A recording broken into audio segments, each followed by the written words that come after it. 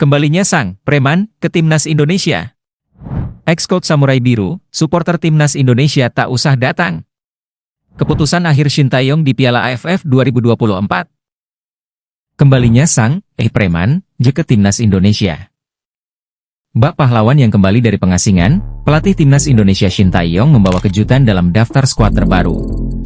Di sela aroma kompetisi dan harapan yang tinggi, muncul satu nama yang telah lama dinantikan. Justin Hubner, si bek muda dengan gaya preman, kembali memperkuat Garuda. Bukan hanya Justin, si kembar Yakob dan Yance Sayuri pun turut meramaikan daftar ini. Dalam persiapan menghadapi laga besar, kehadiran mereka seperti amunisi baru yang menyegarkan suasana tim. PSSI telah resmi mengumumkan 27 pemain yang siap berjuang di laga kualifikasi Piala Dunia 2026 zona Asia pada November mendatang. Timnas akan meladeni Jepang pada 15 November, diikuti laga seru melawan Arab Saudi 4 hari kemudian. Kedua pertandingan tersebut akan dihelat di Markas Kebanggaan, Stadion Utama Gelora Bung Karno, SUGBK, Jakarta. Meski daftar ini terlihat cukup solid, tetap ada beberapa perubahan menarik. Shin Tae-yong, yang tak pernah takut ambil langkah berani, mencoret 5 nama dari skuad sebelumnya. Hernando Arisutaryadi, Malik Rizaldi, Asnawi Mangkualam Bahar, Wahyu Prasetyo, dan Dimas Derajat. Sebagai pengganti, ia memasukkan 5 nama yang sempat absen, yaitu Justin Hubner, Ramadan Sananta, Yakob Sayuri, Yance Sayuri, dan Muhammad Riyandi. Kisah sang preman di pertahanan Garuda. Kembalinya Justin Hubner yang bermain di Wolverhampton Wanderers U21 menjadi sorotan. Hubner, si bek tangguh yang baru pulih dari cedera, seolah mengirimkan pesan tegas, "Aku kembali," begitu tulisnya di Instagram dengan emoji penuh semangat. Kehadirannya tidak hanya memberi energi baru di lini belakang, tetapi juga menambah kedalaman pilihan bagi Shin Tae-yong di posisi bek tengah. Kini, Garuda memiliki stok bek tengah yang kaya dengan nama-nama seperti Jai Idzes, Mes Hilgers, Rizky Ridho, Jordi Amat, dan Muhammad Ferrari. Sananta dan duet kembar Sayuri merajut asa. Ramadan Sananta yang sempat kalah bersaing bulan lalu, kini mendapat panggilan lagi. Ini kesempatan besar baginya untuk membuktikan kemampuan dan memanaskan persaingan di lini depan. Sementara itu, si kembar Yakob dan Yance Sayuri akhirnya kembali dengan rasa rindu yang tertahan. Mereka absen membela Garuda sejak laga melawan Arab Saudi dan Australia pada September lalu. Meski sempat dipanggil di periode Oktober, cedera memaksa mereka beristirahat sementara. Kini, keduanya siap lagi, memberikan warna baru dalam serangan Garuda. Di bawah Mistar, Muhammad Riyandi menggantikan Hernando Arisutaryadi, yang mengalami cedera sejak Oktober. Bagi Riyandi, ini adalah panggilan kedua tahun ini, setelah sebelumnya masuk skuad saat melawan Vietnam pada Maret lalu. Dengan komposisi baru ini, optimisme pun melayang tinggi. Kombinasi, preman lapangan, dan semangat juang dari pemain lama yang kembali, Timnas Indonesia siap menyambut Jepang dan Arab Saudi dengan gagah berani. Dukungan penuh, riuh rendah Gelora Bung Karno. Akan menjadi saksi kembalinya para pejuang Garuda dalam misi mengejar tiket Piala Dunia 2026. Ex-coach Samurai Biru, supporter Timnas Indonesia tak usah datang. Wakil Presiden Federasi Sepak Bola Jepang, JFA, Takeshi Okada, baru saja melontarkan pernyataan bernada psiwar, mungkin agak bercanda, tetapi membuat banyak pendukung Timnas Garuda sedikit mengernyitkan dahi. Ia menyarankan supporter Timnas Indonesia agar lebih baik tidak datang ke stadion saat laga Timnas Indonesia melawan Jepang di kualifikasi Piala Dunia 2026 nanti. Laga besar tersebut akan berlangsung di Stadion Utama Gelora Bung Karno, SUGBK, Jakarta, pada Jumat, 15 November 2024. Bukan hanya Jepang, pekan tersebut bakal menjadi pekan bertabur bintang di Jakarta, karena Arab Saudi juga akan bertandang pada 19 November. Tak heran, euforia supporter tanah air sudah mulai menggema. Namun, Takeshi Okada, yang juga mantan pelatih Jepang di Piala Dunia 1998, punya pandangan menarik. Menurutnya, jika stadion dipenuhi oleh supporter Garuda, atmosfernya akan memberikan tekanan berat bagi timnya, Jepang. Saya pernah merasakan atmosfer luar biasa ketika ada sekitar 100.000 penonton. Rasanya seperti terjun bebas, ujar Okada sambil mengulas senyum di lapangan C Senayan pada Sabtu lalu, 2 November 2024. Ia menyatakan bahwa suara bising supporter Indonesia akan memberi keuntungan psikologis bagi Timnas Indonesia, dan karenanya, Ia bercanda meminta supporter lebih baik tidak datang ke stadion. Okada melanjutkan, jikalau ada banyak supporter Indonesia, itu pasti jadi keuntungan besar buat Indonesia. Jadi, kalau bisa, lebih baik mereka nggak usah datang. Tambahnya diiringi dengan gelak tawa. Sebagai mantan pelatih, Takeshi Okada sangat memahami perkembangan pesat timnas Indonesia di bawah kepemimpinan Shin Tae-yong. Di matanya, peningkatan kualitas Garuda terbilang mengesankan. Bahkan, ia menyatakan bahwa skuad Samurai Biru tidak bisa mengharapkan laga mudah saat melawan Indonesia nanti. Saya jujur khawatir. Indonesia sekarang semakin lama semakin kuat, skillnya makin tajam, ujar Okada. Ia mengakui bahwa timnas Jepang tidak bisa begitu saja meremehkan Indonesia. Di bawah tangan dingin Shin Tae-yong, Indonesia dianggapnya semakin matang dan memiliki potensi mengejutkan. Dengan psiwar ini, semangat supporter tanah air malah makin membara. Pasti menarik menyaksikan bagaimana Okada dan Jepang mengatasi atmosfer SUGBK yang sudah menjadi rumah megah bagi Garuda. Keputusan akhir Shin Tae-yong di Piala AFF 2024, Garuda pasang target final. Shin Tae-yong, pelatih timnas Indonesia, hadir dalam pameran trofi Tour ASEAN Championship atau Piala AFF 2024 di FX Sudirman, Jakarta, pada Sabtu, 2 November 2024. Di sana, dengan penuh keyakinan, Shin mengungkapkan target besarnya, membawa Garuda terbang hingga ke babak final Piala AFF 2024. Acara ini juga dihadiri oleh Ryuji Utomo, salah satu pilar timnas, yang mendampingi Shin dalam pameran trofi Piala AFF. Ajang 2 tahunan ini memang selalu jadi topik hangat bagi penggemar bola tanah air yang mendambakan Garuda terbang tinggi di Asia Tenggara. Turnamen Piala AFF 2024 sendiri dijadwalkan berlangsung pada 8 Desember 2024 hingga 5 Januari 2025. Shin Tae-yong, yang sudah menempa timnas dengan berbagai latihan ketat dan gaya permainan atraktif, menegaskan ambisinya. Saya berharap timnas Indonesia bisa masuk final Piala AFF 2024. Kemampuan kami terus berkembang, dan saya optimistis bahwa kami bisa sampai ke final, ujar Shin, penuh percaya diri. Namun, tak bisa dimungkiri bahwa Piala AFF bukan turnamen resmi FIFA, yang artinya bukan periode FIFA Matchday. Ini sedikit menyulitkan langkah Shin karena ia mungkin tidak bisa memanggil beberapa pemain andalan yang sudah lama menjadi tumpuan timnas senior. Ketiadaan para pemain ini bisa menjadi tantangan tersendiri. Karena ini bukan periode FIFA Matchday, jadi memang sulit untuk memanggil pemain luar negeri. Mungkin salah satu alasannya kenapa kita tak bisa bawa skuad senior sepenuhnya, itu tur Shin. Oleh karenanya, timnas Indonesia dipastikan akan tampil dengan pemain U22 di Piala AFF 2024. Meskipun demikian, pelatih Indonesia Shin Tae-yong tetap yakin dengan kekuatan skuad Garuda. Memang tim kita akan datang dengan timnas U22, pastinya kurang secara kemampuan dibandingkan tim lain. Namun, saya akan berusaha semaksimal mungkin. Di Piala AFF 2024 nanti, Indonesia tergabung di grup B bersama tim-tim tangguh seperti Vietnam, Filipina, Myanmar, dan Laos. Grup ini tak bisa dianggap enteng, terutama dengan Vietnam yang dikenal sebagai rival kuat Garuda. Meski begitu, siapapun pemain yang nanti dipanggil, Shin Tae-yong tampak siap meramu strategi terbaiknya. Piala AFF memang bukan sekadar kompetisi. Bagi para penggemar sepak bola Indonesia, turnamen ini adalah kesempatan melihat Garuda berkibar di Asia Tenggara. Dengan komitmen Shin Tae-yong, besar harapan kita bahwa Garuda akan terbang tinggi dan memenuhi target final yang didambakan.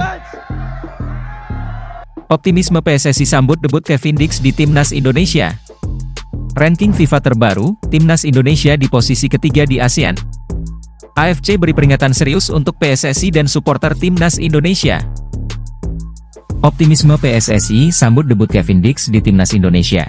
Bagi pecinta Timnas Indonesia, impian melihat Kevin Dix beraksi di lapangan belum akan terwujud bulan depan, meski sempat diharapkan bisa segera memperkuat skuad Garuda. Optimisme tetap mengalir, terutama dari PSSI dan para pendukung setia, yang kini harus menunggu hingga Maret 2025 untuk debut resminya. Menurut Arya Sinulinga, anggota Exco PSSI, proses naturalisasi pemain milik FC Copenhagen ini terpaksa molor akibat transisi di pemerintahan, termasuk di Dewan Perwakilan Rakyat, DPR, RI. Pemerintah masih dalam masa transisi, jadi prosesnya memang belum tuntas. Tapi kami optimis Maret 2025 rampung, kata Arya dengan nada yang tetap menyiratkan harapan pada Rabu, 30 Oktober 2024. Sebetulnya, banyak yang berharap proses ini selesai pada November 2024. Dengan begitu, ex-pemain Feyenoord Rotterdam itu bisa memperkuat timnas Indonesia di laga penting melawan Jepang pada 15 November dan Arab Saudi pada 19 November dalam kualifikasi Piala Dunia 2026 zona Asia. Sayangnya, Kevin harus menunggu sedikit lebih lama. Rencana ke depan tampaknya akan mempertemukan Kevin dengan laga debut yang tak kalah sengit, yaitu menghadapi Australia pada 20 Maret 2025. Ini akan jadi panggung perdananya sebagai pemain naturalisasi saat timnas Indonesia bertandang ke Australia. 5 hari setelahnya, pada 25 Maret, timnas akan menjamu Bahrain di hadapan publik sendiri.